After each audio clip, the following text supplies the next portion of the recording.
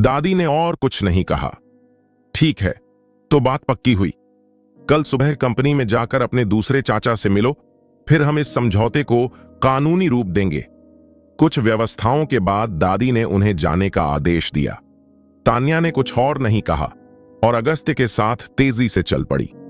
जब वे विला के बाहर पहुंचे तो तान्या थोड़ा विचलित थी। उसके कदम चूक गए और वह लगभग सीढ़ियों से गिर पड़ी। अगस्त्य ने जल्दी से उसे सहारा दिया। कैसी हो? ठीक हो? तान्या ने अपना माथा रगड़ा। मैं ठीक हूं अगस्त्य, आज के लिए शुक्रिया। अगस्त्य ने पूछा, क्या मैंने अभी अभी हालात बिगाड़ दिए? तान्या ने कड़वाहट से मुस्कुराते हुए कहा, नहीं, यह सबसे अच्छा परिणाम है। अगर तुमने मेरा साथ न दिया होता तो शायद मैं इस बाधा को पार भी न कर पाती। अभी मेरे पास कम से कम 3 महीने बाकी हैं और मैं अभी रास्ते के अंत तक नहीं पहुंची हूं। अगस्त्य ने गंभीरता से पूछा, क्या यह परेशानी वाली बात है? तुम्हें मुझसे क्या करवाना है? तान्या थोड़ा हैरान रह गई, फिर मुस्कुरा दी। यह परेशानी वाली बात कैसे नहीं हो सकती? 1 अरब रुपए से ज्यादा की वित्तीय कमी उसके अकेले निपटने की क्षमता से बाहर थी, तो अगस्त्य कैसे मदद कर सकता था? इस डर से कि अगस्त्य चीजों पर ज्यादा सोचेगा, तान्या ने सहजता से समझाया, कोई बात नहीं, मैं इसे खुद संभाल सकती हूं। उसके बोलते ही कोई उसके पीछे दौड़ा। सुनीता आगे बढ़ी। क्या अब तू संतुष्ट है? क्या तू खुश है? तान्या, मुझे सच में समझ नहीं आ रहा कि तू ऐसा करके क्या हासिल करना चाहती है। तान्या ने आह भरी। मुझे पहले अपनी जिंदगी चुनने का मौका नहीं मिला था, इसलिए जब मुझे रोहन कपूर से शादी करने के लिए मजबूर किया गया तो मैं पहले ही मर चुकी थी। अब जब अगस्त्य ने मुझे मौत के कगार से वापस खींच लिया है तो मैं फिर से अपनी जिंदगी जीना चाहती हूं। मैं एक बार मर चुकी हूं। तुम्हें क्या लगता है मैं क्या चाहती हूं? मैं एक बेफिक्र जिंदगी जीना चाहती हूं। एक औरत किसी मर्द की जागीर क्यों बने? सुनीता की नजरें तेज थीं। क्या तुझे सच में वैसा ही बनना है जैसा मैं पहले थी? तान्या ने गर्व से सिर हिलाया। हां, मैं वो करूंगी जो तुम पहले नहीं कर पाई। सुनीता ने उलझे हुए लहजे में कहा, लेकिन यह राह आसान नहीं है। तान्या मुस्कुराई। मैं तुम नहीं हूं और अगस्त्य मेरे पिता नहीं हैं। अगस्त्य की मौजूदगी को नजरअंदाज करते हुए सुनीता ने सीधे पूछा, क्या तुम उसे इतना महत्व देती हो? तान्या ने अपनी मुट्ठियां भींच लीं। कम से कम वो मुझे घिनौना महसूस तो नहीं कराता। मुझे हर पल उबकाई आती है जब मैं रोहन जैसे किसी के साथ होती हूं। सुनीता ने फिर कुछ नहीं कहा। अगस्त्य की तरफ देखा और कहा, मेरे साथ आओ। तान्या अगस्त्य को वापस खींचना चाहती थी, लेकिन अगस्त्य ने उसके हाथ के पिछले हिस्से पर थपथपाकर इशारा किया कि वह ठीक है। दोनों को जाते हुए देखकर सुनील आगे बढ़े। यह युवक बुरा नहीं है। इल्ला तान्या के शब्दों में जरा भी सम्मान नहीं था। मुझे याद है कि तुम पहले उसके बारे में ज्यादा नहीं सोचते थे, सुनील ने समझाया। मैं अब भी उसके बारे में आशावादी नहीं हूं, लेकिन कोई बात नहीं, कम से कम वह तुम्हारी रक्षा तो कर सकता है। उसने वही किया है जो मैं एक पिता होने के नाते करना चाहता हूं, लेकिन नहीं कर सकता। तान्या ने तीखे स्वर में कहा, अगर तुम्हें ऐसा लगता है तो तुम अभी हमारे लिए क्यों नहीं खड़े हुए? सुनील ने आह भरी। तुम्हारी दादी मुझे पसंद नहीं करती। अगर मैं अगस्त्य के लिए खड़ा होता तो तुम्हारी स्थिति और भी मुश्किल हो जाती। तान्या ने ताना मारा। तो मुझे तुम्हारी कायरता के लिए शुक्रिया अदा करना चाहिए। अपनी बात खत्म करते ही तान्या कार में चढ़ गई और दरवाजा जोर से बंद कर दिया। सुनील की आंखों में एक बेहद जटिल भाव कौंध गया। दूसरी तरफ सुनीता रुकी और मन ही मन बोली, अगस्त्य, मैं तुम्हें पसंद नहीं करती। भले ही तुमने कल तान्या को सुरक्षित घर पहुंचा दिया हो, भले ही तुमने आज उसे अपने पीछे सुरक्षित रखा हो, फिर भी मैं तुम्हें पसंद नहीं करती। तुम्हें तान्या के लिए मेरी भावनाएं समझनी चाहिए। मैं तुम्हें बता सकती हूं कि वह तुम्हारे लिए मुझसे, अपनी मां से अलग नहीं हो सकती। तो क्या तुम मेरी बात समझ रहे हो? अगस्त्य ने सिर हिलाया। मैं समझ गया। सुनीता ने सिर घुमाया। ठीक है, अगर मैं तुम्हें स्वीकार नहीं करती तो इस जन्म में उसके साथ रहने के बारे में सोचना भी मत। मैंने पहले ही कहा था कि मैं तुम दोनों के साथ रहने के लिए कभी राजी नहीं होंगी। अब मैं तुम्हें एक मौका देना चाहती हूं। अगस्त्य एक पल के लिए चुप रहा।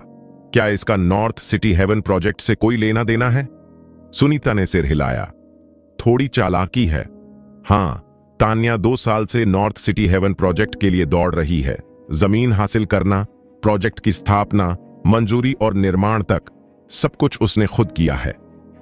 खन्ना परिवार ने इस प्रोजेक्ट के लिए कोई आर्थिक मदद नहीं की। तान्या ने ही इसे पूरा करने के लिए खन्ना परिवार के अपने सारे शेयर और मुंबई में अपनी सारी संपत्ति दांव पर लगा दी थी। तो क्या तुम जानते हो कि अभी हुए उस जुए के समझौते का क्या मतलब है?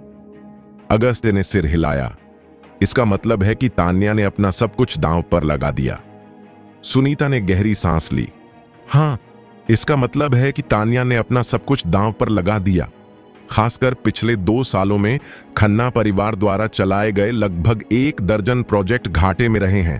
तान्या के हाथ में जो प्रोजेक्ट है वह खन्ना परिवार का एकमात्र ऐसा प्रोजेक्ट है जो अब तक मुनाफे में है।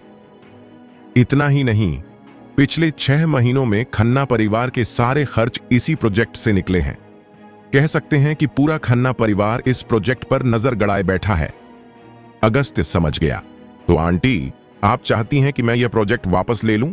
मेरे लिए आपके समर्थन के बदले में क्या आपका मतलब यही है? सुनीता ने बेझिझक जवाब दिया। हां, यही तो मैं कह रही थी। मैं जानती हूं अगस्त्य, तुम्हारे पास कुछ अनोखे हुनर हैं, वरना तुम कल रात रोहन कपूर के हाथों से बच नहीं पाते। क्या तुमने और तान्या ने कोई समझौता नहीं किया था? क्या तुम नहीं चाहते कि खन्ना परिवार तुम्हें 3 महीने के अंदर स्वीकार कर ले? मुझे परवाह नहीं कि तुम क्या करते हो, जब तक तुम तान्या को प्रोजेक्ट वापस दिलाने में मदद कर सकते हो। मुझे खन्ना परिवार की परवाह नहीं है और तुम मेरी परीक्षा में पास हो जाओगे। अगस्त्य ने एक सिगरेट निकाली। आंटी, तुम तो मुझे मार ही डालोगी। आग की एक चमक गुजरी और अगस्त्य ने कहा, चूंकि तुम जानती हो कि पूरा खन्ना परिवार तान्या के हाथों में मौजूद प्रोजेक्ट पर नजर गड़ाए हुए है, फिर भी तुम मुझसे यह काम करवाने की जिद कर रही हो। चलो इस बारे में बात नहीं करते कि मुझमें यह क्षमता है या नहीं। अगर मैं सचमुच ऐसा करने में कामयाब भी हो गया तो मुझे डर है कि मैं पूरे खन्ना परिवार की आंखों का कांटा बन जाऊंगा। तुम मुझे पूरे खन्ना परिवार के खिलाफ धकेल रही हो और मुझे एक बंद गली में पहुंचा रही हो। सुनीता ने वापस पूछा, और क्या? मैं तान्या की मां हूं। यह सब करने का मकसद बेशक अपनी बेटी का ख्याल रखना है। जहां तक तुम्हारे भविष्य की बात है अगस्त्य, सच कहूं तो मुझे परवाह नहीं। अगस्त्य को चुप देखकर सुनीता ने ताना मारा। क्यों, डर गए हो? अगस्त्य ने शांति से कहा, मुझे डर नहीं लग रहा। अगस्त्य की प्रतिक्रिया से सुनीता हैरान नहीं हुई। तो मैं इसे तुम्हारी सहमति मान लूं? अगस्त्य ने सिर हिलाया। माफ करना, मैं सहमत नहीं हूं। सुनीता पहले तो हैरान रह गई और उसका चेहरा और भी तिरस्कारपूर्ण हो गया। कोई बात नहीं, यह मेरी उम्मीदों के दायरे में है।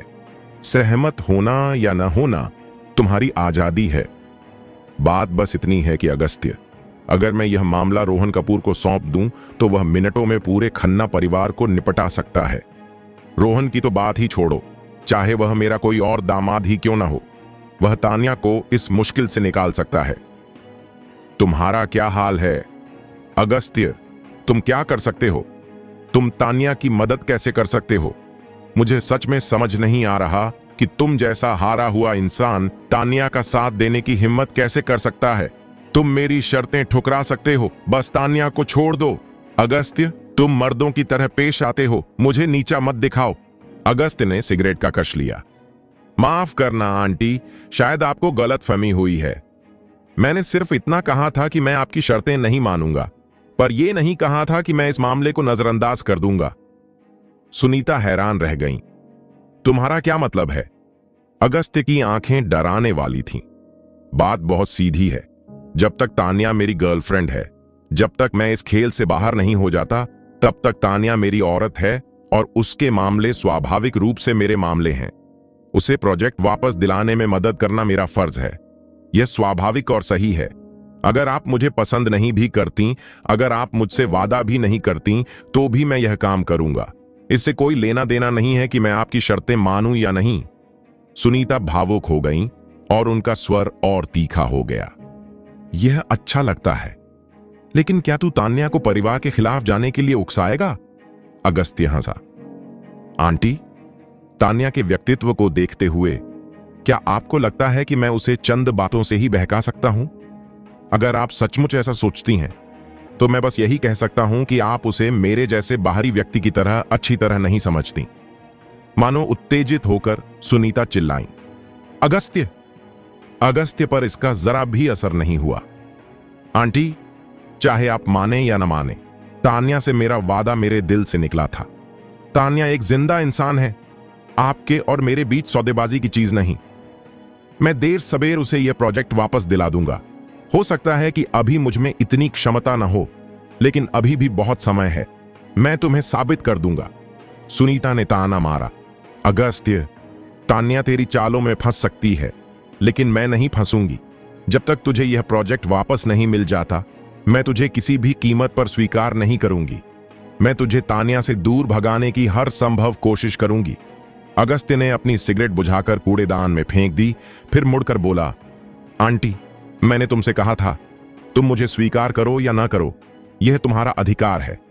मैं तुम्हारी राय का सम्मान करता हूं, लेकिन इसका मतलब यह नहीं है कि मैं गुस्सैल नहीं हूं। चाहे तुम्हारे पास कोई भी जरिया हो, बस आ जाओ, मैं हमेशा यहां हूं। अब और कुछ है क्या? अगर नहीं तो मैं पहले निकल जाऊंगा। तान्या अभी भी गाड़ी में है। सुनीता ने अचानक कहा। जरा रुको। अगस्त्य अपनी जगह पर रुक गया और पलटकर बोला, आंटी, कहिए। सुनीता ने अपनी मुट्ठियां भींच लीं। मेरी एक आखिरी शर्त है। मैं तुम्हें 3 महीने के अंदर तान्या को छूने की इजाजत नहीं देती। अगर तान्या तुम्हें स्वीकार भी कर ले, तो शादी से पहले तुम्हें अपना व्यवहार ठीक रखना होगा। अगर तूने हद पार करने की हिम्मत की तो मैं। अगस्त्य ने बिना किसी हिचकिचाहट के बीच में ही टोक दिया। आंटी, मुझे माफ करना, मैं सहमत नहीं हूं। अगस्त्य द्वारा 2-3 बार मना किए जाने के बाद सुनीता का चेहरा बदल गया। क्या कहा? अगस्त्य ने जरा भी संकोच नहीं किया। मैंने कहा, मैं सहमत नहीं हूं। एक मां होने के नाते मैं आपकी चिंताओं को समझता हूं और मैं आपकी बेटी की सुरक्षा को भी समझता हूं, लेकिन यह तान्या और मेरे बीच का निजी मामला है। मैं एक वयस्क हूं और तान्या भी एक वयस्क है। हम अपने किसी भी काम के लिए जिम्मेदार हो सकते हैं। अगर तान्या नहीं चाहती तो मैं वादा करता हूं कि मैं उसे कभी मजबूर नहीं करूंगा, लेकिन अगर हम दोनों सहमत हैं तो मैं उसे छू क्यों नहीं सकता? यह देखकर कि सुनीता का गुस्सा फूटने वाला था, अगस्त्य ने बात बदल दी। लेकिन आंटी, निश्चिंत रहें। हालांकि तान्या लाजवाब है, मैं पहले भी औरतों से मिल चुका हूं। शादी से पहले मैं खुद को संयमित रखने की पूरी कोशिश करूंगा। यह आपकी अभी की याद दिलाने की वजह से नहीं है, बल्कि इसलिए है क्योंकि मैं तान्या को थोड़ा सम्मान देना चाहता हूं। यह शब्द कहने के बाद अगस्त्य ने विनम्रता से अलविदा कहा और बिना पीछे देखे ही मुड़ गया। अगस्त्य की पीठ को घूरते हुए सुनीता के मन में उतार चढ़ाव आए और उसका चेहरा बार बार बदलता रहा। अगस्त्य के चले जाने के बाद सुनील वहां आए। कैसा रहा? एक और झटका? सुनीता ने ताना मारा। मुझे मुश्किल में पड़ते देखकर आप खुश लग रहे हैं। क्या आपको सच में अपनी बेटी को अगस्त्य जैसे आदमी के साथ छोड़ने का भरोसा है? सुनील ने गहरी सांस ली। तान्या अब बड़ी हो गई है, कुछ चीजें वो खुद तय कर सकती है। बुरा आदमी बनने की क्या जरूरत है? इसके अलावा तुम्हें यह भी समझ आना चाहिए कि अगस्त्य दूसरे मर्दों से अलग है। हालांकि इस लड़के ने शुरुआत तो कमजोर से की थी, लेकिन दिल से बुरा इंसान नहीं है। कम से कम वो उस रोहन कपूर से तो बहुत बेहतर है। उसे थोड़ा वक्त दो, तान्या को भी थोड़ा वक्त दो, शायद वो कोई चमत्कार कर दे। सुनीता ने गंभीरता से कहा। चमत्कार? कैसा चमत्कार? तुझे रोहित का वो अधूरा प्रोजेक्ट पता है? सिर्फ मुख्य निर्माण ही पूरा हुआ था, जिससे 1000 करोड़ से ज्यादा का फंडिंग गैप हो गया था। तुझे कहां से उम्मीद थी कि तान्या फंड जुटाएगी? अगर चमत्कार हो भी जाए, तान्या प्रोजेक्ट पूरा भी कर ले, तो भी उस जगह को फिर से जिंदा करना नामुमकिन है। यह तो पूरी तरह से एक बंद गली है। तान्या मेरी बेटी है। क्या मैं उसे टूटते और लहूलुहान होते देखूंगी? मैं अपनी बेटी को मेरी गलतियां दोहराते हुए कभी नहीं देखूंगी। तान्या को एक आदमी की जरूरत है, और कोई ऐसा जो उसकी इस मुश्किल को तोड़ सके, लेकिन यह आदमी निश्चित रूप से अगस्त्य नहीं है। तुम सही कह रहे हो, यह अगस्त्य वाकई दूसरे आदमियों से अलग है, लेकिन वह एक भेड़िया है। मैं ऐसे भेड़िए को तान्या के साथ कभी नहीं रहने दूंगी। आवाज खत्म होने के बाद सुनीता ने फोन किया और कुछ निर्देश दिए। फोन कटने तक सुनील भौहें चढ़ाए रहे। तुम ऐसा क्यों कर रही हो? तान्या मेरी तरह गुस्सैल बच्ची है। वह तब तक अपना सिर नहीं झुकाएगी जब तक उसे किसी विकट परिस्थिति में मजबूर न किया जाए। क्या तुमने नहीं कहा था कि अगस्त्य चमत्कार कर सकता है? मैं देखना चाहती हूं कि वह मेरे लिए किस तरह का चमत्कार कर सकता है। कार में तान्या ने खिड़की से बाहर हतप्रभ होकर देखा। मेरी मां ने अभी अभी तुझसे क्या कहा? क्या उन्होंने तुझे फिर से शर्मिंदा किया? अगस्त्य ने गहरी भावना से कहा। शब्द बहुत सुखद नहीं है, लेकिन मैं देख सकता हूं कि आंटी को तुम्हारे लिए दुख हो रहा है। तान्या एक पल के लिए हैरान रह गई। उसने अपना सिर घुमाया और पूछा, मेरी मां ने तुझे इतना दबाया और तू अब भी उनके लिए अच्छी बातें कह रहा है? क्या तू अपनी उदारता दिखाने की कोशिश कर रहा है? इस पर तान्या ने ठंडी आवाज में कहा, अगस्त्य, मैं अभी जो हुआ उसे भूली नहीं हूं। तूने मुझे अभी तक चेतना शर्मा के साथ अपने रिश्ते के बारे में नहीं बताया है। अगस्त्य कड़वाहट से मुस्कुराया, नहीं, मैं सच कह रहा हूं। आंटी ने मुझे अभी अभी कहा था कि मैं तुझे तंग न करूं। मैं देख सकता हूं कि वह सचमुच तेरी परवाह करती है। तान्या को चुप देखकर अगस्त्य ने कहा, इसके अलावा मुझे लगता है अंकल। अगस्त्य की बात पूरी होने से पहले ही तान्या ने उसे सख्ती से टोकते हुए कहा, अगस्त्य, मैं तुझे चेतावनी दे रही हूं। मेरे मामलों की चिंता मत कर। मेरे माता पिता के साथ मेरे रिश्ते के बारे में कुछ भी कहना तेरा काम नहीं है। अगस्त्य हक्का बक्का रह गया। उसे पता ही नहीं चला कि उसने तान्या की दुखती रग को कैसे छू लिया। अभी अभी बना सौहार्दपूर्ण माहौल तुरंत जम गया। अगस्त्य को आगे बोलने का मौका दिए बिना तान्या ने जोर देकर कहा, दवा खाने के सामने रुको। अगस्त्य ने हिचकिचाते हुए पूछा, क्या तेरी तबीयत ठीक नहीं है? तान्या ने भौहें चढ़ाईं। जब मैं कहूं तब रुक जा। तू इतनी बकवास क्यों कर रहा है? कार रुकने के बाद तान्या ने स्पष्टीकरण दिया, घर पर पट्टी खत्म हो गई है, इसलिए मैं और खरीदने जा रही हूं। अगस्त्य को अपनी ओर घूरते देख तान्या के चेहरे पर थोड़ी अजीब सी मुस्कान आ गई और उसने उसे घूर कर देखा। क्या देख रहा है? क्या तू आज रात फिर चेतना के घर जाने वाला है?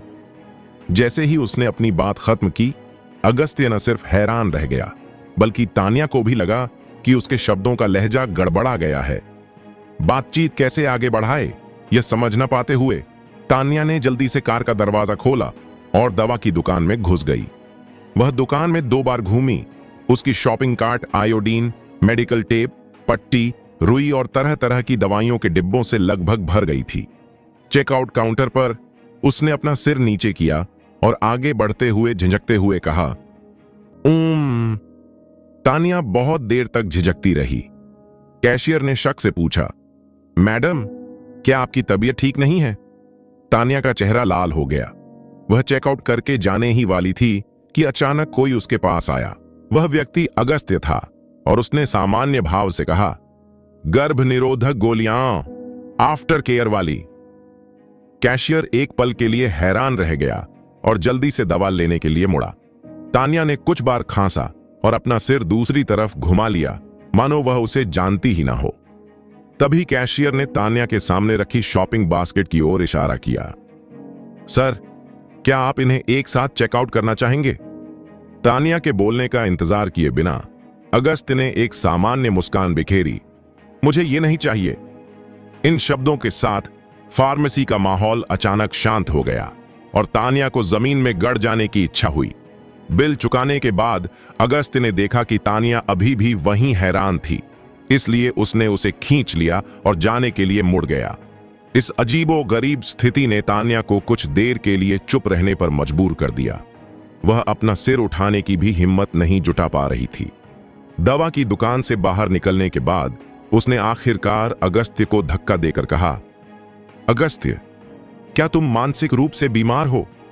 तान्या की डांट से अगस्त्य थोड़ा उलझन में पड़ गया और वहीं खड़ा होकर पूछा, मुझे क्या हो गया है? सड़क किनारे राहगीरों को घूरते देखकर तान्या ने ठंडे स्वर में कहा, गाड़ी में बैठो और बात करो। जब अगस्त्य कार में वापस आया तो तान्या ने उससे पूछा, तूने ऐसा क्यों कहा कि तू वो दवाइयां नहीं खरीदना चाहता जो मैंने अभी अभी खरीदी हैं? अगस्त्य उस महिला के मन की बात समझ नहीं पाया और सीधे पूछा, तूने अभी अभी दवा का एक डिब्बा खरीदने के लिए दवा की दुकान लगभग खाली कर दी थी। क्या यह जरूरी था? तान्या ने घूर कर जोर से पूछा। मैंने यह कब कहा कि मुझे वो सब खरीदना है? वो सब तो तुम्हारे लिए था। मेरे पास पैसा है और मैं खुश हूं। मैं जो खरीदूं उससे तुझे क्या लेना देना? अगस्त्य भी कड़े शब्दों पर नाराज हुआ। ठीक है, मैं इसे नियंत्रित नहीं कर सकता। अगली बार जब तू दवा की दुकान खाली करना चाहे तो मैं तुझे बिल्कुल नहीं रोकूंगा। तान्या को कोई रास्ता नहीं सूझा। वह पहले से ही बुरे मूड में थी। जब उसने अगस्त्य के शब्द सुने तो उसका गुस्सा तुरंत बढ़ गया। परवाह मत कर। कौन चाहता है कि तू परवाह करे? अगस्त्य को उसके लहजे से ठेस पहुंची। तूने ऐसा कहा? तान्या मानने को तैयार नहीं थी। मैंने कहा, क्या गड़बड़ है? जैसे ही उन दोनों ने तीखे शब्दों का आदान प्रदान किया, कार में माहौल थोड़ा शांत हो गया। इस क्षण फोन अचानक बज उठा। अगस्त्य ने फोन उठाया और उसके चेहरे को बदलने से पहले एक पल के लिए सुना। तुमने क्या कहा? ठीक है, मैं अभी आता हूं। तान्या बता सकती थी कि अगस्त्य के स्वर में कुछ गड़बड़ है। वह मुड़ी और पूछा, क्या गड़बड़ है? अगस्त्य ने जल्दी से कहा, यह अस्पताल से एक फोन है। घर पर कुछ हुआ है। तुम खुद ही वापस चली जाओ। उसके बोलते ही अगस्त्य ने कार का आधा दरवाजा खोल दिया था। तान्या ने जल्दी से अगस्त्य की कलाई पकड़ी और कहा, तुम कहां जा रहे हो? उसकी चिंता के कारण अगस्त्य का स्वर स्पष्ट रूप से बदल गया। टैक्सी ले लो। तान्या ने उसे घूर कर देखा। बकवास, मुझे नहीं पता था कि तू टैक्सी लेना चाहता है, लेकिन इधर देख, क्या यहां कोई कार है? अगस्त्य ने इधर उधर देखा। आसपास महंगे विला थे, सड़कें खाली थीं। टैक्सियां कहां हो सकती हैं? अगस्त्य को अभी भी हतप्रभ देखकर तान्या ने पहले ही अपनी सीट बेल्ट बांध ली थी। तू मुझे क्यों देख रहा है? चला। अगस्त्य ने कुछ नहीं कहा, एक्सीलेटर पर पैर रखा और तेजी से निकल गया। धन्यवाद। थोड़े कड़े शब्द कार में विशेष रूप से अचानक सुनाई दिए। तान्या ने अपना सिर दूसरी ओर घुमा लिया। बिल्कुल भी धन्यवाद नहीं सुनना चाहती थी। कोई जरूरत नहीं। जब वे अस्पताल पहुंचे तो तान्या उनके पीछे कार से बाहर आई। अगस्त्य अचानक आधे रास्ते में रुक गया। तुम क्या कर रही हो? तान्या लगभग अगस्त्य से टकरा गई और गुस्से से पूछा, क्या तेरे पास कोई पैसा है? अगस्त्य ने अपना सिर हिलाया। उसे आज सुबह अपना वेतन मिला था और उसने तुरंत उसे ट्रांसफर कर दिया। अब वह कंगाल था। तान्या ने उसे घूरा और आगे बढ़ते हुए कहा, तो तू अभी भी बात क्यों कर रहा है? चल। अगस्त्य ने तान्या की पीठ की ओर देखा और उसके दिल में एक गर्मजोशी उमड़ पड़ी। उसने कुछ नहीं कहा और जल्दी से आपातकालीन कक्ष में चला गया। वार्ड के बाहर नर्स ने अगस्त्य को देखा और सीधे पूछा, क्या आप मरीज के परिवार के सदस्य हैं? अगस्त्य के जवाब का इंतजार किए बिना नर्स का स्वर और भी कठोर हो गया। तुम्हारे परिवार वालों को क्या हो गया है? मैंने 20 मिनट पहले फोन किया था और अब तक कोई नहीं आया। क्या तुम्हारी नजर में इंसानी जिंदगी इतनी बेकार है? यह सुनकर अगस्त्य का चेहरा बदल गया। क्या बात है? नर्स ने ताना मारा। क्या बात है? गर्भपात, बहुत ज्यादा खून बह रहा है। अगस्त्य वहीं जड़ हो गया। उसका शरीर अकड़ गया और उसका स्वर और भी हैरान था। वह गर्भवती है? कब हुई? नर्स का चेहरा गुस्से से पीला पड़ गया। तुझे यह भी नहीं पता? तू पति कैसे हो सकता है? क्या तुझे नहीं पता कि इस मरीज ने कितने गर्भपात करवाए हैं? यह बच्चा शुरू से ही स्थिर नहीं है। तेरी इतनी उथल पुथल कैसे झेल पाएगा? तान्या ने अपना बैग उठाया और अगस्त्य की गति के साथ बमुश्किल चलने के लिए कुछ कदम दौड़ी। सांस लेने से पहले ही उसने ये शब्द सुने, जैसे उसकी छाती पर किसी ने जोर से वार किया हो और उसका दिल भी डूबने लगा। अगस्त्य ने समझाने की जहमत नहीं उठाई और जल्दी से पूछा, नर्स, मरीज अब कैसा है? नर्स ने अपनी नाराजगी दबा ली, लेकिन उसका लहजा बेरहम था। मरीज को रेस्टोरेंट मालिक ने यहां भेजा था। काम करते हुए वह बेहोश हो गई थी। आते ही वह सदमे में थी और उसे सीधे ऑपरेशन रूम भेज दिया गया। रेस्टोरेंट मालिक ने कई हजार रुपए एडवांस में दिए और फिर गायब हो गया। इस बिंदु पर नर्स ने अगस्त्य को घूरा। तू क्या देख रहा है? जा सर्जरी की फीस चुका और हस्ताक्षर कर। तान्या ने आखिरकार अपनी ताकत वापस पा ली। अगस्त्य की ओर देखे बिना उसने एक गहरी सांस ली और खुद को आगे बढ़ाते हुए कहा, मैं कहां भुगतान कर सकती हूं? मैं जाती हूं। तान्या का पहनावा आम नहीं था। उसकी हर हरकत से शालीनता झलक रही थी। नर्स का मूड और भी खराब हो गया उसने ताना मारते हुए कहा, तुम्हारा परिवार इतना अमीर है, फिर भी तुम एक गर्भवती महिला को काम करने देते हो? तुम्हारे परिवार के लोग वाकई अजीब हैं। यह कहकर उसने बिल और बाकी कागजात तान्या की ओर बढ़ा दिए। इस बेतुके उपहास के बावजूद तान्या ने अपना बचाव नहीं किया और बस मुड़कर कैशियर की ओर चल दी। अगस्त्य आगे बढ़कर अपनी बात समझाना चाहता था, लेकिन उसने तान्या के भावहीन चेहरे और ठंडे स्वर को देखा। मुझे समझाने की कोई जरूरत नहीं है। मुझे तुम्हारे बारे में जानने में कोई दिलचस्पी नहीं है। कुछ देर बाद तान्या बिल चुकाकर वापस आई और उसने अगस्त्य को अस्पताल में एक बेंच पर बैठे देखा। वह रुकी और दूर से बोली, फीस चुका दी गई है, मुझे कुछ और काम है, इसलिए मैं पहले चलती हूं। अगस्त्य ने ऊपर देखा। उसकी आंखें लाल हो गई थीं और उसकी आवाज अचानक भारी हो गई। शुक्रिया, मैं बाद में जरूर पैसे चुका दूंगा। तान्या कुछ और कहना चाहती थी, लेकिन अगस्त्य का चेहरा ठीक न देखकर उसने आखिरकार खुद को रोक लिया। हालांकि उसका स्वर और भी कठोर हो गया। जरूरत नहीं, मुझे तेरा पैसा नहीं चाहिए, मुझे यह गंदा लगता है। और अगस्त्य, जब तक तू अपनी परेशानियां खुद नहीं सुलझा लेता, तब तक बाहर आकर दूसरी औरतों से पंगा मत लेना। तुझे 3 महीने इंतजार करने की जरूरत नहीं है। मैं तुझे स्वीकार नहीं करूंगी, और अगर तूने यह विचार छोड़ दिया तो अंदर की औरत के साथ तेरा रिश्ता चाहे जो भी हो, मैं तुझे कभी मौका नहीं दूंगी। अंदर की औरत तेरे लिए जिंदगी और मौत के कगार पर है और तू मेरे लिए दिखावा करने की हिम्मत कर रहा है। क्या मतलब है तेरा? क्या तू 2 नावों में पैर रखने की योजना बना रहा है? क्या तेरे सीने में दिल नहीं है? मैं मान सकती हूं कि तू गरीब है, लेकिन मैं यह नहीं मान सकती कि तुझमें जमीर नहीं है।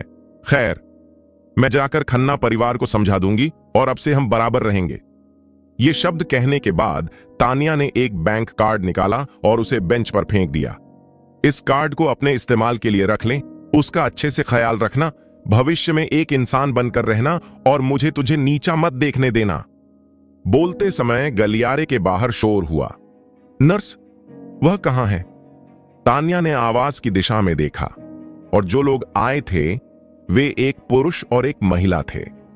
महिला लगभग 50 साल की थी, उदास चेहरे और चिंतित भावनाओं के साथ। एक आदमी उसे सहारा दे रहा था। शोर सुनकर नर्स बाहर आई। यह एक अस्पताल है, शोर मत करो। महिला ने उसकी बात अनसुनी कर दी और कहा, मैं लक्ष्मी की सास हूं, वह कहां है? दूसरे पक्ष की पहचान सुनकर नर्स का स्वर और भी नाराज हो गया। गर्भपात हो गया है, वह अभी भी ऑपरेशन थिएटर में है। महिला लगभग बेहोश हो गई और रोने लगी। गर्भपात हो गया? फिर मेरे पोते का क्या? मेरा पोता कैसा है? नर्स अब और बर्दाश्त नहीं कर सकी। अब तो हो ही गया, और तुमने एक बार भी बहू के बारे में नहीं पूछा। तुम जैसी सास कैसे हो सकती हो? महिला ने उसकी बात अनसुनी कर दी और अपने बगल वाले आदमी को पकड़कर पूछा, क्या हो रहा है? लक्ष्मी कब गर्भवती हुई? मुझे कैसे पता नहीं चला? उस आदमी को बहुत शिकायत थी। मां, यह अस्पताल है, मैं आपको बाद में समझाऊंगा। महिला जमीन पर बैठकर रोती रही। मैं तुझे बताती हूं, अगर आज मेरे पोते को कुछ हो गया तो मैं भी जिंदा नहीं बचूंगी। तान्या अपने सामने का दृश्य देखकर हैरान रह गई और उसके पैर वहीं जम गए। अगस्त्य के स्पष्टीकरण के बिना भी वह समझ सकती थी कि इस मामले के पीछे कोई और छिपी कहानी हो सकती है। जब वह जाने से हिचकिचा रही थी, तभी ऑपरेटिंग रूम से कोई बाहर आया। मरीज को खून की जरूरत है, मरीज के परिवार वाले कहां हैं? आकर फिर से हस्ताक्षर कर दो। उस आदमी ने आगे बढ़कर कहा, मैं मरीज का पति हूं, मैं हस्ताक्षर कर दूंगा। अगस्त्य की आवाज अचानक आई, तू इसके लायक नहीं है। उस आदमी ने अगस्त्य को बेंच के बगल में देखा और थोड़ा अपराध बोध से कहा, मैं लक्ष्मी का पति हूं, मैं लायक क्यों नहीं हूं? अगस्त्य खड़ा हुआ और कदम दर कदम उसकी ओर चला गया, क्योंकि तू इसके लायक नहीं है। वर्तमान स्थिति को देखकर नर्स भी थोड़ी उलझन में पड़ गई। उसकी नजर अगस्त्य पर पड़ी और बोली, आप लक्ष्मी के पति नहीं हैं, फिर आप कौन हैं? इस हस्ताक्षर पर जिम्मेदारी लेनी होगी। अगस्त्य ने ऊंची आवाज में कहा, लक्ष्मी मेरी बहन है, अगर कोई समस्या है तो मैं जिम्मेदारी लूंगा। महिला ने आगे बढ़कर कहा, नहीं, लक्ष्मी पहले से ही शादीशुदा है। अपने बेटे को चुप देखकर महिला ने आग्रह किया, तू अभी भी वहां क्यों खड़ा है? जा और हस्ताक्षर कर। वह आदमी अगस्त्य के रौब से भयभीत था। मां, अगर अगस्त्य हस्ताक्षर करने को तैयार है तो उसे करने दो। तुम उससे इस बारे में बहस क्यों कर रही हो? महिला ने उसे घूरा। क्या तू मूर्ख है? लक्ष्मी के पेट में बच्चा तेरा है। अगर बाद में कुछ भी हुआ तो हमें पहल करनी होगी। उसके बाद महिला ने पहल की और कहा, नर्स, लक्ष्मी मेरी बहू है, आपको ध्यान से सुनना चाहिए। बाद में चाहे कुछ भी हो, हमें भ्रूण की सुरक्षा को प्राथमिकता देनी चाहिए। आदमी ने उसे याद दिलाया। मां, इस बार फिर से एक लड़की है। यह सुनकर महिला चिल्लाई, क्या एक और लड़की? फिर उसका चेहरा बदल गया और उसने कहा, यह बेकार चीज, इसने इतने सालों में एक पोते को भी जन्म नहीं दिया है। मुझे आश्चर्य है कि तूने इसे मुझसे क्यों छिपाया? आदमी के जवाब का इंतजार किए बिना औरत चिल्लाई, नर्स, अब हमें इस मामले से कोई मतलब नहीं। अगर वो दस्तखत करना चाहता है तो करने दो। आवाज धीमी होते ही तान्या, जो जानने ही वाली थी, रुक गई और तुरंत भौहें चढ़ा ली। दुनिया में ऐसा इंसान कैसे हो सकता है? वो भी एक अजनबी होकर यह सुनना बर्दाश्त नहीं कर सकती थी। ऐसा लग रहा था जैसे उस आदमी के पास कुछ छुपाने को हो। उसने अगस्त्य की तरफ देखा और कहा, अगस्त्य, तुम्हारी बहन के साथ इतनी बड़ी मुसीबत आ गई है। मैं मानता हूं कि मैं जिम्मेदार हूं। मैं समझ सकता हूं कि तुम मुझे अपना जीजा समझकर दोष दे रहे हो, लेकिन मामला वैसा नहीं है जैसा तुम सोच रहे हो। इस पर उस आदमी ने बस हाथ हिलाया और कहा, छोड़ो, अपनी बहन को बाद में खुद बताने दो। हस्ताक्षर करने के बाद समूह गलियारे में बैठ गया।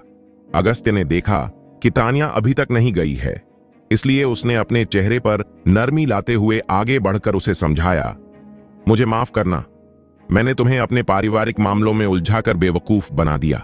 तुम जाओ और अपना काम संभालो। तुमने जो पैसे दिए हैं वे मुझ पर कर्ज हैं। अगले महीने तनख्वाह मिलने पर मैं तुम्हें पैसे लौटा दूंगा। यह सुनकर तान्या नाराज हो गई। अगस्त्य, तेरा क्या मतलब है? क्या तुझे मेरे पैसे इस्तेमाल करने में शर्म आती है या तू मुझ पर एहसान करने से डरता है? अगर तुझे मेरे पैसे इस्तेमाल करने में इतना ही डर लगता है तो अगले महीने का इंतजार मत कर, अभी पैसे वापस कर। अगस्त्य कड़वाहट से मुस्कुराया। उसके परिवार को पैसों की और भी जरूरतें थीं, इसलिए उसे जो पैसे मिले थे उसका ज्यादातर हिस्सा उसने अपने परिवार को दे दिया था। वह उसे पैसे वापस कैसे कर सकता था? अगस्त्य के शर्मिंदा भाव देखकर तान्या को एहसास हुआ कि उसका लहजा बहुत कड़ा था। उसे बस यही लगा कि अगस्त्य ने उसे साफ तौर पर खुद से अलग कर दिया है और वह बेवजह नाराज थी। अगस्त्य को शक हो जाएगा, इस डर से तान्या ने गुस्से का नाटक किया और उसे घूरते हुए कहा, क्या देख रहा है? मैं मजाक कर रही हूं। क्या तू सुन भी नहीं सकता? और क्या हम इस बात पर सहमत नहीं हुए थे कि हम अकेले में दोस्त रहेंगे? क्या मैं बस चुपचाप खड़ी रह सकती हूं जब मेरा दोस्त मुसीबत में हो? अगस्त्य को घूरते देख तान्या ने कर्कश स्वर में समझाया, तू मुझे क्यों देख रहा है? मुझे गलत मत समझ। मैं बस मैं आज काम पर नहीं जा रही हूं और घर जाकर मेरे पास करने के लिए कुछ भी नहीं है। अगस्त्य मुस्कुराया। समझाने की कोई जरूरत नहीं है, मैं समझता हूं। तान्या ने शरारत से आंखें घुमाई। तुझे पता है? यह देखकर कि अगस्त्य का मूड अभी भी सामान्य था, तान्या ने फिर पूछा, वैसे क्या अंदर वाली तेरी बहन है? अगस्त्य ने सिर हिलाया। हां, वह मेरी सबसे बड़ी बहन है। उसकी शादी को 6-7 साल हो गए हैं। मेरी सबसे बड़ी बहन बचपन से ही मुझ पर बहुत मेहरबान रही है। घर पर कोई भी स्वादिष्ट चीज खाने के लिए वो हमेशा मुझे ही बुलाती थी। मेरे दत्तक माता पिता के अलावा वो इंसान है जो मुझे इस दुनिया में सबसे ज्यादा प्यार करती है। इस पल अगस्त्य की आंखों में एक अनोखी गर्मजोशी झलक उठी। तान्या ने फिर गलियारे में देखा, झिझकते हुए पूछा, तो अभी? अगस्त्य की आवाज धीमी हो गई। तुम मेरी सबसे बड़ी बहन को नहीं जानती। वो बचपन से ही बहुत मजबूत इरादों वाली रही है। वो हमेशा अपने परिवार को परेशान करने से डरती है, इसलिए वो अपने ससुराल वालों को कभी कुछ नहीं बताती। अगर आज अस्पताल ने मुझे फोन न किया होता तो मुझे पता ही नहीं चलता कि वो गर्भवती है। उसके इतने सारे गर्भपात के इतिहास की तो बात ही छोड़ो। इस पल अगस्त्य ने अपनी मुट्ठियां भींच लीं। उसकी आंखें खुले गुस्से से भर आईं। इसका सचदेवा फैमिली से कोई लेना देना नहीं होना चाहिए, वरना मैं इन कमीनों को छोड़ूंगा नहीं। दूसरी तरफ एक औरत भी अगस्त्य की तरफ देख रही थी। बेटा, अगस्त्य अभी कुछ देर पहले ही मुंबई लौटा है। वो अभी क्या कर रहा है? उसके बगल वाली औरत को देखो, वो क्या करती है, कितनी खूबसूरत है, किसी फिल्म स्टार जैसी।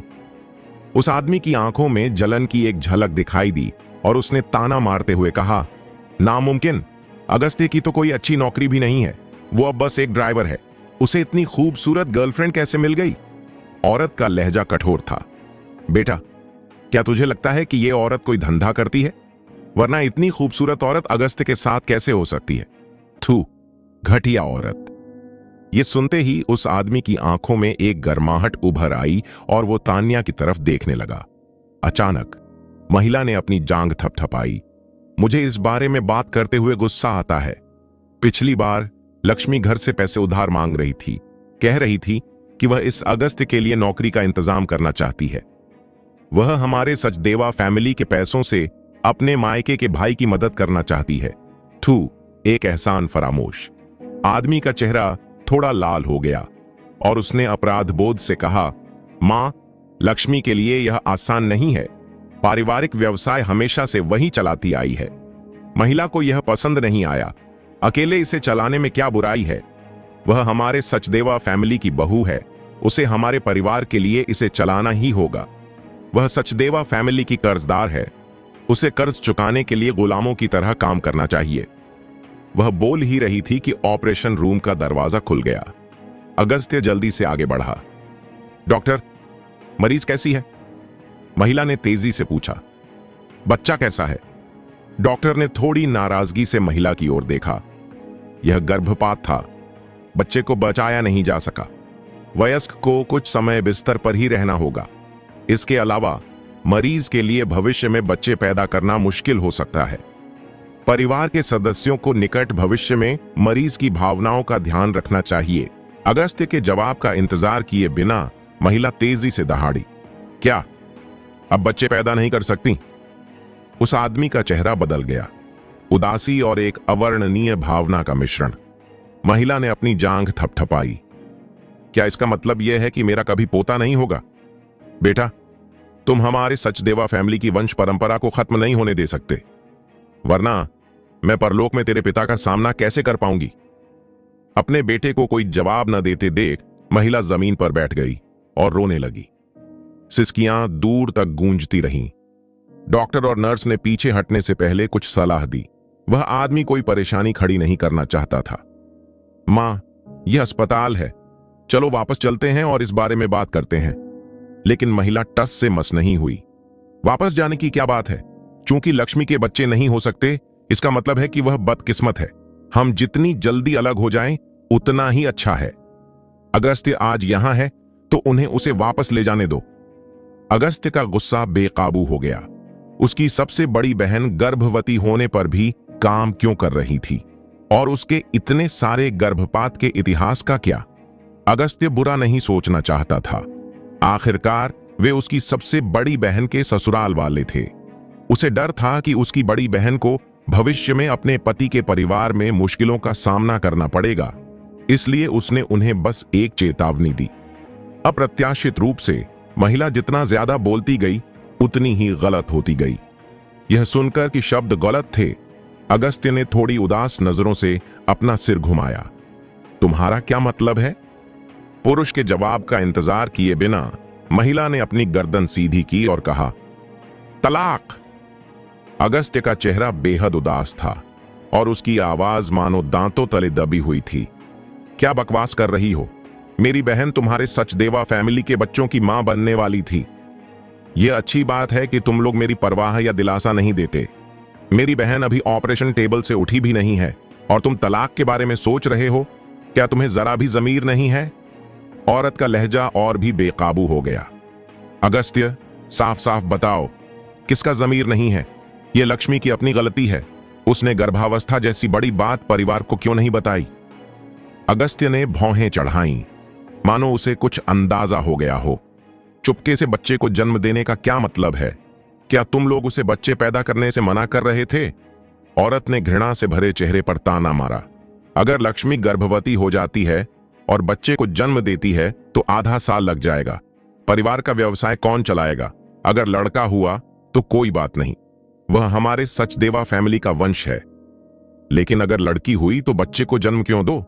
इससे न सिर्फ व्यवसाय में देरी होगी बल्कि उसकी देखभाल में भी खर्च होगा। हमारे पास पहले से ही 2 पैसे बर्बाद करने वाली बेटियां हैं, क्या तुम एक और पैदा करने वाले हो?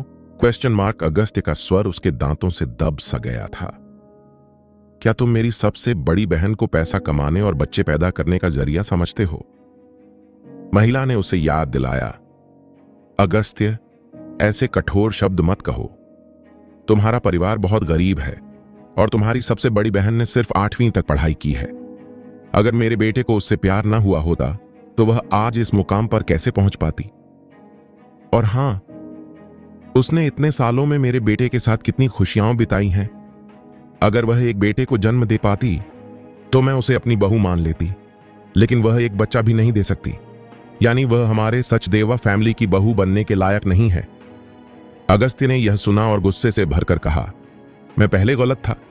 ऐसा नहीं है कि तुम इंसानी भाषा नहीं बोल सकती, लेकिन तुम इंसान कहलाने के लायक नहीं हो। महिला ने ऊंची आवाज में गाली दी। अगस्त्य, तू किसे डांट रहा है? क्या तू सच में सोचता है कि मुझे धमकाना आसान है? अगस्त्य ने उससे बहस किए बिना लगभग बर्फ जैसी ठंडी आंखों से उस आदमी की ओर देखा। राजेश, तुम क्या कहते हो? क्या यही तुम्हारा भी रवैया है? राजेश ली ने दांत पीसते हुए आह भरी। तलाक! अगस्त्य का स्वर भारी हो गया। क्या तुम सच में मेरी सबसे बड़ी बहन के जागने और उसके साथ इस बारे में बात करने का इंतजार नहीं करना चाहते? राजेश ने मन बना लिया था, बात करने की कोई बात नहीं है। अगर आज जो हुआ वो न भी होता तो भी मैं तुम्हारी बहन को तलाक देने की सोच रहा था। बस तुम्हारी बहन इस बच्चे को जन्म देने पर अड़ी हुई थी। उसने कहा कि वो नहीं चाहती कि बच्चे के जन्म प्रमाण पत्र में पिता का नाम दर्ज हुए बिना बच्चा पैदा हो। अब जब बच्चा चला गया है तो पति पत्नी के तौर पर हमारा रिश्ता खत्म हो गया है। मैं बाद में तलाक का एग्रीमेंट भेज दूंगा और तुम्हारी बड़ी बहन से उस पर दस्तखत करने को कहूंगा। अगस्त्य की मुट्ठियां फौरन भींच गईं और उसकी रीढ़ में सिहरन दौड़ गई। उसकी सबसे बड़ी बहन सचदेवा फैमिली के लिए बच्चे पैदा करने के लिए ऑपरेशन टेबल से उठी ही नहीं थी। फिर भी सचदेवा फैमिली के ये लोग उसकी बदकिस्मती का फायदा उठा रहे थे। क्या कोई इंसान ऐसा कर सकता है? कितनी बेरहमी! अगस्त्य शुरू में सचदेवा फैमिली का सामना करने से हिचकिचा रहा था, खासकर मुंबई लौटने के बाद से, जहां उसने हमेशा अपना गुस्सा काबू में रखा था। लेकिन अगर वह यह सब सह भी लेता तो वह कैसा इंसान था? गुस्से में अगस्त्य ने अपना आपा खो दिया। वह आगे बढ़ा। उसकी पैनी निगाहें उसके सामने खड़े उस एहसान फरामोश जोड़े को निगल जाने की धमकी दे रही थीं। राजेश अगस्त्य की निगाहों से इतना डर गया कि वह वहीं जम गया। उस निर्णायक क्षण में तान्या ने अगस्त्य की कलाई कसकर पकड़ ली। अगस्त्य की भौहें सिकुड़ गईं और उसने तान्या की तरफ देखा। सचदेवा फैमिली के मां बेटे ने आखिरकार प्रतिक्रिया दी। राजेश डर के मारे एक कदम पीछे हट गया। अगस्त्य, तुम क्या करना चाहते हो? सुमन ने अपने बेटे को मुर्गी की तरह अपने पीछे सुरक्षित रखा और तीखे स्वर में बोली, अगस्त्य, क्या तू अब भी लोगों को मारना चाहता है? मैं तुझे बताती हूं, यह एक अस्पताल है। मैं तेरी बड़ी हूं और तू जो चाहे वो नहीं कर सकता। अगस्त्य ने अपना गुस्सा दबाते हुए कहा, मुझे जाने दो। लेकिन तान्या ने जाने नहीं देने की जिद की। बड़ी बहन अभी भी सचदेवा फैमिली की बहू है।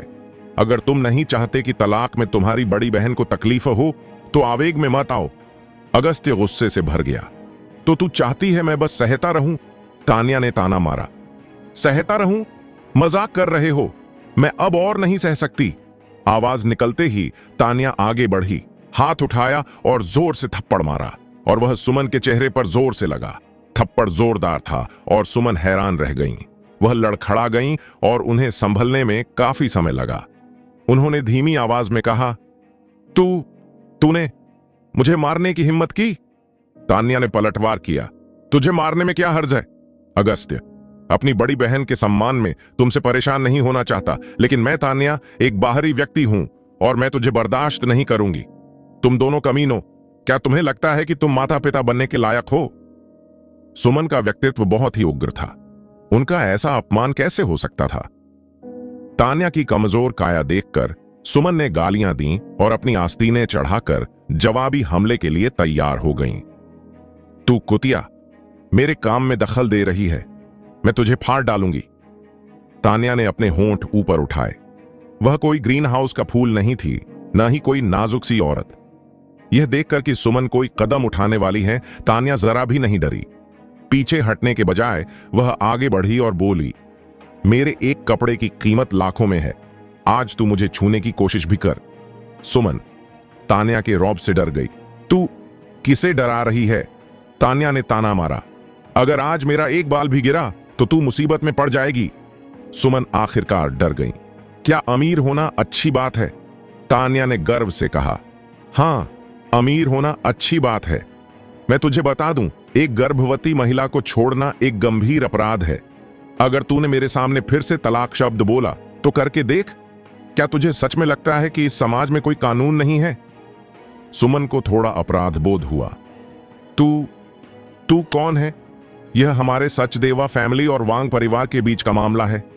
इसमें दखल देने की तेरी बारी कब से आ गई? तान्या ने जोर से कहा। मैं अगस्त्य की प्रेमिका हूं, इसलिए मैं वांग परिवार की आधी सदस्य हूं। अगर हम रिश्तेदार न भी होते तो भी मैं तुम्हारे बेईमान और क्रूर व्यवहार को बर्दाश्त नहीं कर सकती। सुमन ने ताना मारा। प्रेमिका? क्या अगस्त्य की भी कोई प्रेमिका हो सकती है? सुमन ने तिरस्कार भरी नजरों से चेतावनी दी। तू उस बदतमीज अगस्त्य के झांसे में तो नहीं आ गई? बता दूं, वांग परिवार बहुत गरीब है। उसका एक भाई है जो घर खरीदने या शादी करने का खर्च नहीं उठा सकता। एक छोटी बहन भी है जिसे अभी तक नौकरी नहीं मिली है। वांग परिवार एक अथाह गर्त है। जो भी इसमें शादी करेगा वह बदकिस्मत होगा। और हां, इस अगस्त्य को सिर्फ इसलिए मत देख क्योंकि वह अच्छे कपड़े पहने हुए दिखता है। वह बस एक ड्राइवर है। तान्या आधा कदम पीछे हटी और अगस्त्य का हाथ अपनी बाहों में ले लिया। हां, अगस्त्य एक ड्राइवर है। क्या हुआ? तुम्हारे हिसाब से मेरा अगस्त्य तुम्हारे प्यारे बेटे जितना अच्छा नहीं है? सुमन को मानो मजाक सूझ रहा हो। क्या तू मजाक कर रही है? अगस्त्य के पास न घर है न गाड़ी। मेरे बेटे से उसकी तुलना कैसे हो सकती है? क्या तू अंधी है? तान्या का स्वर और तीखा हो गया। एक निर्दयी और एहसान फरामोश आदमी जिसने अपनी पत्नी और बच्चों को छोड़ दिया, उसकी तुलना कैसे की जा सकती है? हां, अगस्त्य एक ड्राइवर है। तो क्या हुआ? वह एक सच्चा और अच्छा इंसान है। उसका चरित्र मजबूत है और उसका दिल गर्व से भरा है। बस बात यह है कि अभी तक मौका नहीं आया है। अगर कभी आया भी तो तुम्हारा बेटा मेरे पति के जूते उठाने के भी लायक नहीं होगा। क्या देख रही हो? तलाक चाहती हो, है ना? मैं तुम्हारी बड़ी बहन के लिए फैसला नहीं ले सकती, लेकिन मैं तुमसे कह रही हूं, भविष्य में पछताना मत। सुमन ने ताना मारते हुए कहा। पछतावा? मेरा बेटा एक प्राइमरी स्कूल में शिक्षक है। मैं इस शादी के लिए सिर्फ इसलिए राजी हुई क्योंकि मुझे लगा कि लक्ष्मी को सहना आसान है और वह मेहनती है।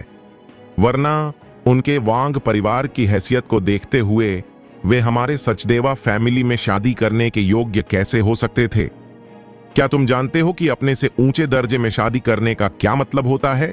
यह तो वो आशीर्वाद है जो लक्ष्मी ने अपने पिछले जन्म में कमाया होगा। यह ठीक है कि वह पोते को जन्म नहीं दे सकती, लेकिन वह हमेशा सार्वजनिक रूप से घूमती रहती है। यह हमारे सचदेवा फैमिली के लिए एक कलंक है। छोड़ो, मैं तुझसे इस बारे में बात करने के लिए बहुत आलसी हूं।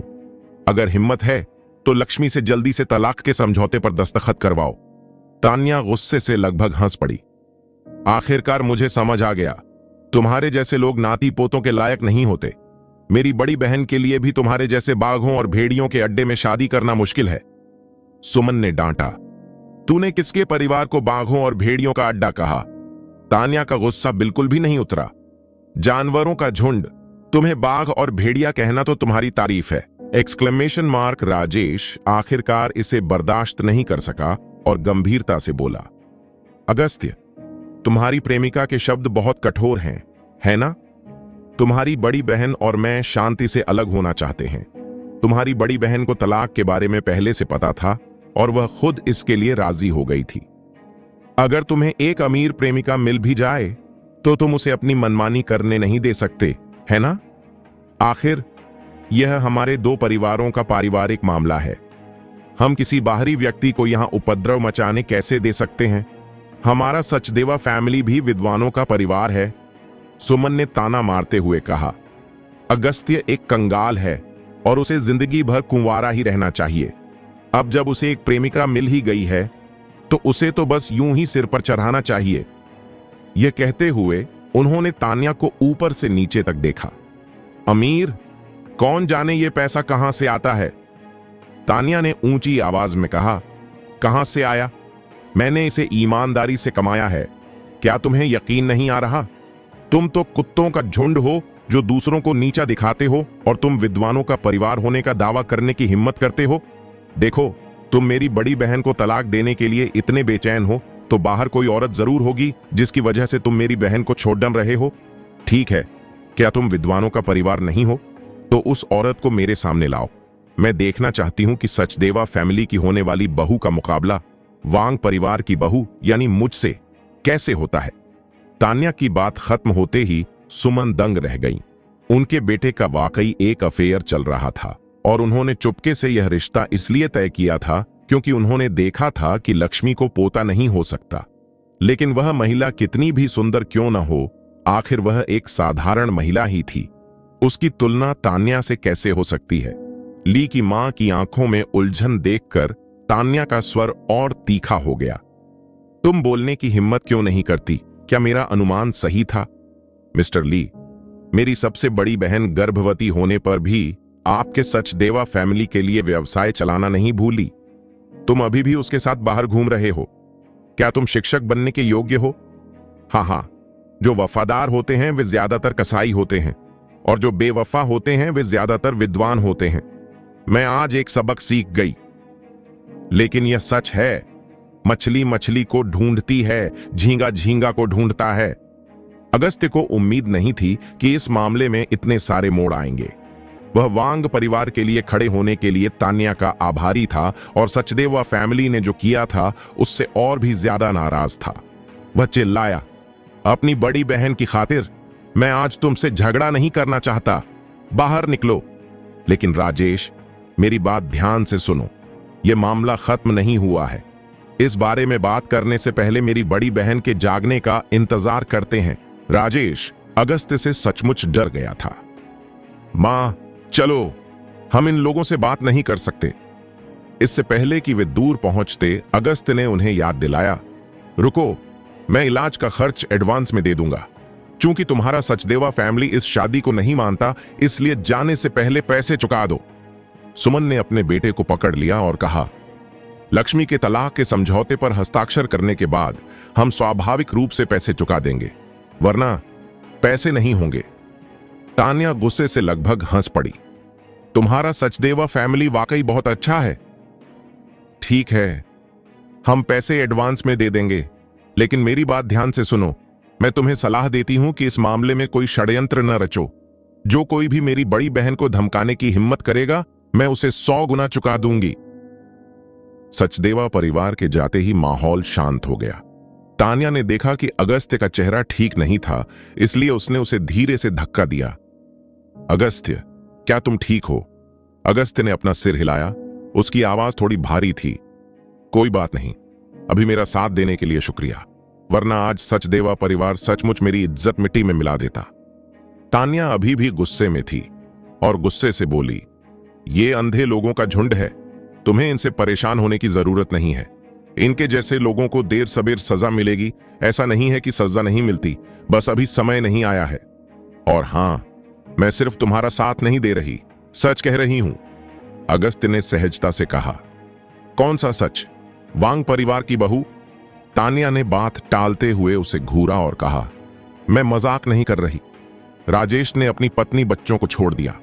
अगर ऐसा इंसान बच सकता है तो भगवान अंधा है।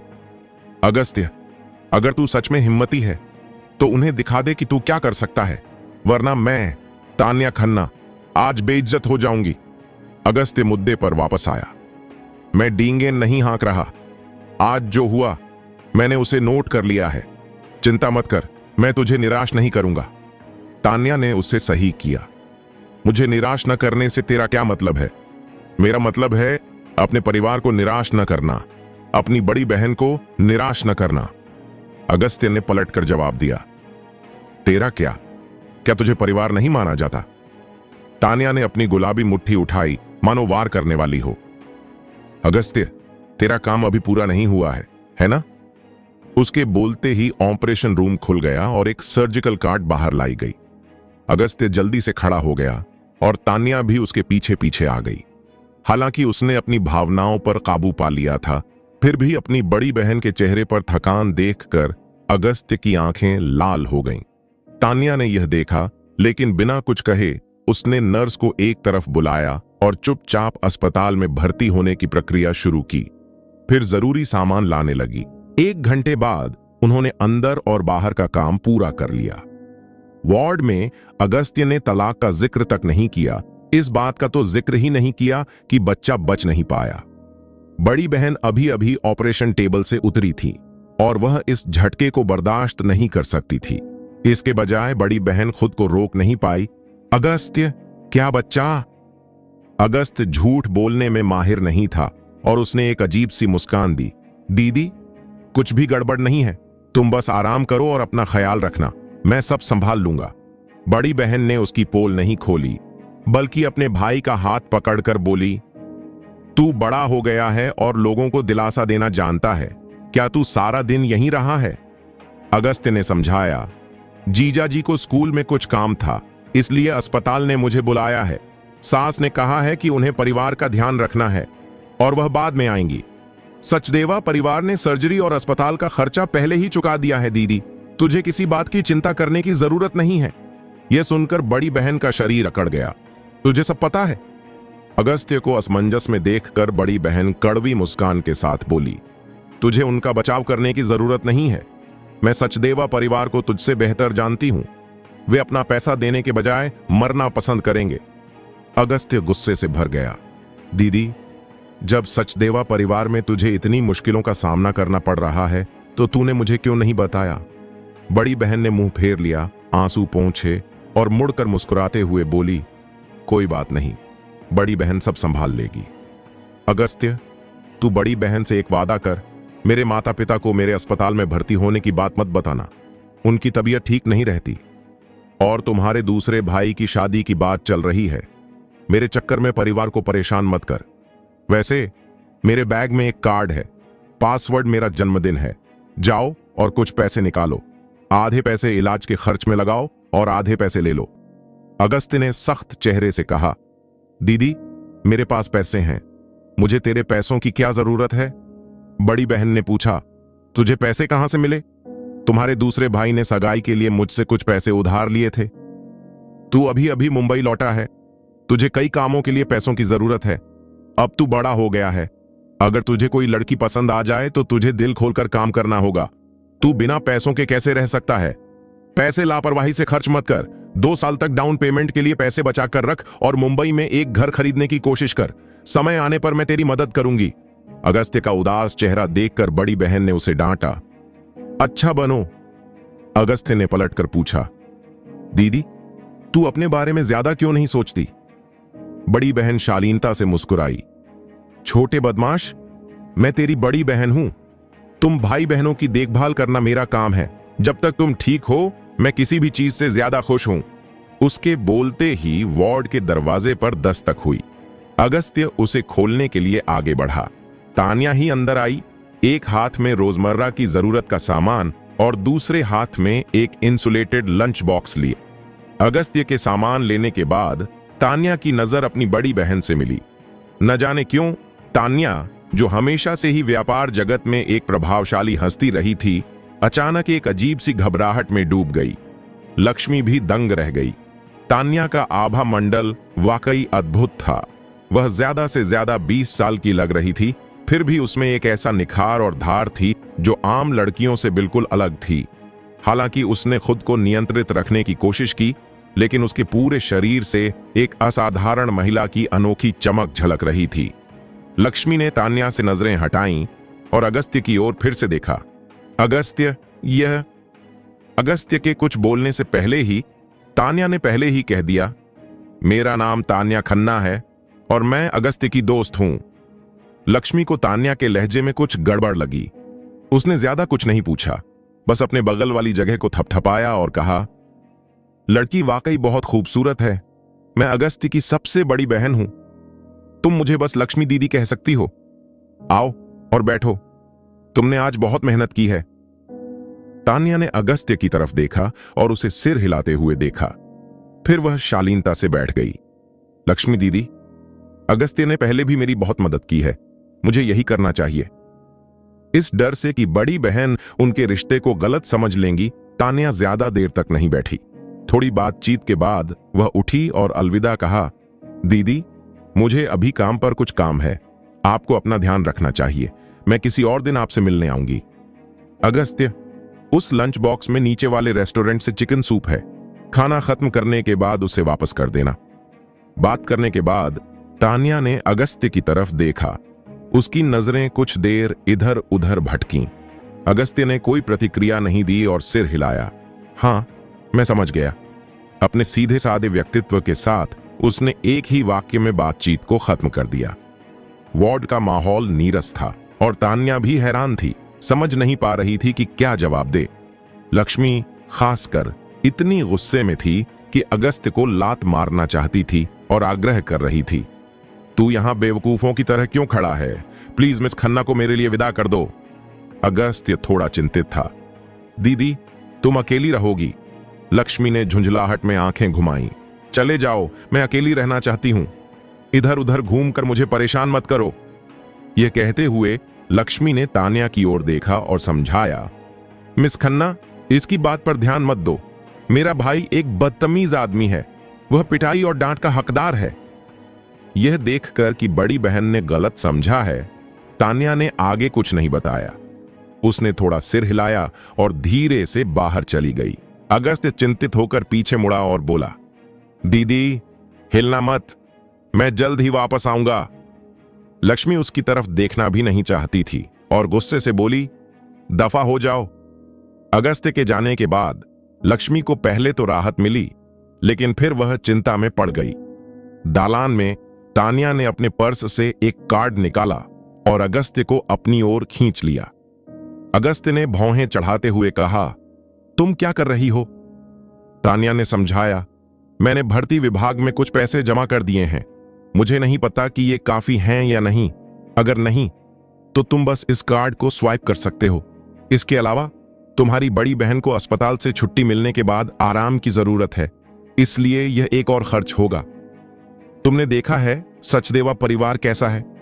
तुम्हारी बड़ी बहन से जबरदस्ती दस्तखत करवाने के लिए वे ये पैसे आसानी से नहीं निकालेंगे, लेकिन तुम्हारी बड़ी बहन का शरीर इंतजार नहीं कर सकता।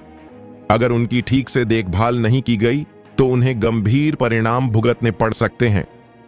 मैं देख सकती हूं कि दीदी एक अच्छी इंसान है, इसलिए मेरे साथ दिखावा मत करो। बेहतर होगा कि तुम तैयार रहो। खैर, इस पैसे को मेरी तरफ से दिया गया कर्ज ही समझो। जब तुम्हारे पास काफी पैसे हो जाएं तो तुम मुझे पैसे वापस कर देना। ठीक है, दीदी वार्ड में अकेली हैं, तुम जल्दी वापस चले जाओ। अगर कुछ भी हो तो मुझे कभी भी फोन कर देना, मैं जहां तक हो सकेगा जरूर मदद करूंगी। ये शब्द कहने के बाद तान्या को राहत मिली। वह मुड़ी और लिफ्ट की ओर चल पड़ी। वह थोड़ा उदास थी। इससे पहले कि वह कुछ दूर चल पाती, अचानक उसके पीछे से अगस्त्य की आवाज आई, रुको। तान्या को समझ नहीं आया कि क्या हो रहा है। जैसे ही उसने मुड़कर देखा, उसने देखा कि अगस्त्य आगे बढ़ रहा है और उसे अपनी बाहों में कसकर जकड़ रहा है। मजबूत बाहें, गर्म छाती और तेज मर्दाना खुशबू उसके चेहरे पर छा गई। अस्पताल के गलियारे में लोग आ जा रहे थे। तान्या कुछ सेकंड के लिए हैरान रह गई, फिर उसे होश आया। उसने अगस्त्य को जोर से धक्का दिया और लाल गालों से बोली, अगस्त्य, क्या तुम बीमार हो? अगस्त्य ने समझाया, गलत मत समझो, मैं बस तुम्हें धन्यवाद देना चाहता था। तान्या ने अपने होंठ काटे और उसकी गोरी गर्दन से होते हुए उसके कान के सिरे तक लाली छा गई। शुक्रिया, कहना है तो कहो, तुम मुझे गले क्यों लगा रहे हो? अगस्त्य को नहीं पता था कि उसने अभी क्या गलत किया है और थोड़ा शर्मिंदा होकर अपना सिर खुजलाया। मुझे नहीं पता, मैं तो बस तुम्हें गले लगाना चाहता था। तान्या गुस्से से लगभग हंस पड़ी। पागल, तुम जब चाहो मुझे गले लगा सकते हो। ये देखकर कि अगस्त्य कुछ नहीं बोला, तान्या गुस्से से लाल हो गई। उसने अपना ब्रीफकेस उसके सीने पर पटक दिया। अगस्त्य, मैं तुझे चेतावनी दे रही हूं, अगर तूने मेरी अनुमति के बिना मुझे फिर से छूने की हिम्मत की तो मैं उसके शब्द झंझकते और धीमे, बिल्कुल भी खतरे की घंटी नहीं थे। अंत में तान्या के पास भी शब्द नहीं थे। उसने अगस्त्य को घूरा और कहा, क्या देख रहा है? अगर तू देखता रहा तो मैं तेरी आंखें निकाल लूंगी। बाद में अपना लंच बॉक्स वापस करना याद रखना। अगस्त्य को दोबारा बोलने का मौका दिए बिना तान्या जल्दी से लिफ्ट में चली गई। दरवाजे बंद होने के बाद उसके गालों की गर्मी धीरे धीरे कम हो गई, लेकिन किसी कारण से उसकी छाती एक हिरण के बच्चे की तरह बेतहाशा धड़क रही थी। उसका अवर्णनीय आकर्षण चुपचाप खिल उठा, जिससे लिफ्ट में एक साथी यात्री लगभग मंत्रमुग्ध हो गया। दोस्तों, आपको यह एपिसोड कैसा लगा हमें कमेंट करके जरूर बताएं और इस वीडियो को लाइक और शेयर करना ना भूलें। चलिए मिलते हैं एक नए एपिसोड के साथ।